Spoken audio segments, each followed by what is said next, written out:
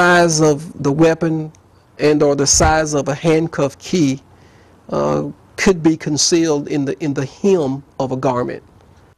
Mobile Police Chief Michael T. Williams talking about the events that led to the tragic death of Officer Stephen Green. Fox 10 News reporter Paige Malone sat down with the chief today to get some answers. She joins us live from outside Mobile Police headquarters with more. Paige.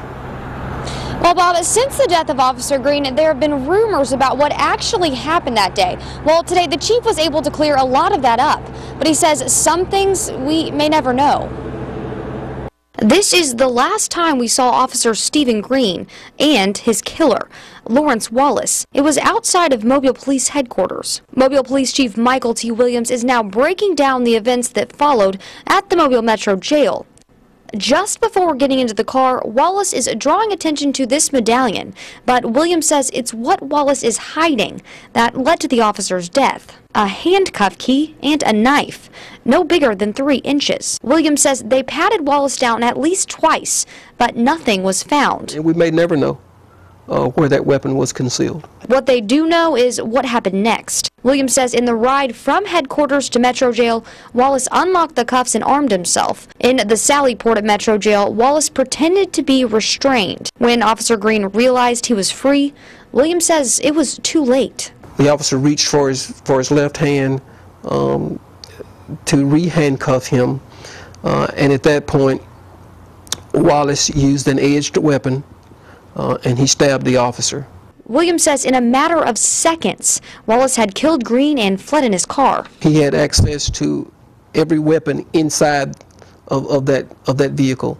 In addition, he had access to the police radio. Williams believes Wallace used the police radio to listen as officers chased him to Daytona Drive. After ditching the car, Wallace fired several shots at officers and set up under a house. Williams said they did everything they could to get him to surrender. Ultimately, we sent in a number of tactical officers who still again tried to get him to surrender. He fired shots at those individuals.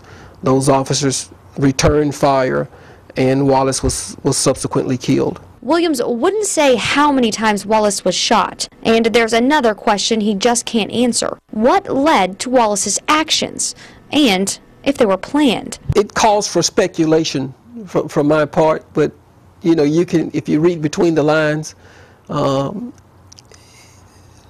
people don't carry handcuff keys.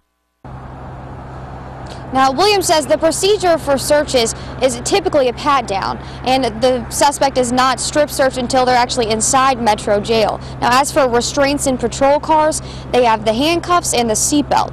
Now, Williams says this tragedy is causing them to take a look at these procedures and possibly make some changes. Reporting in Mobile, Paige Malone, Fox 10 News.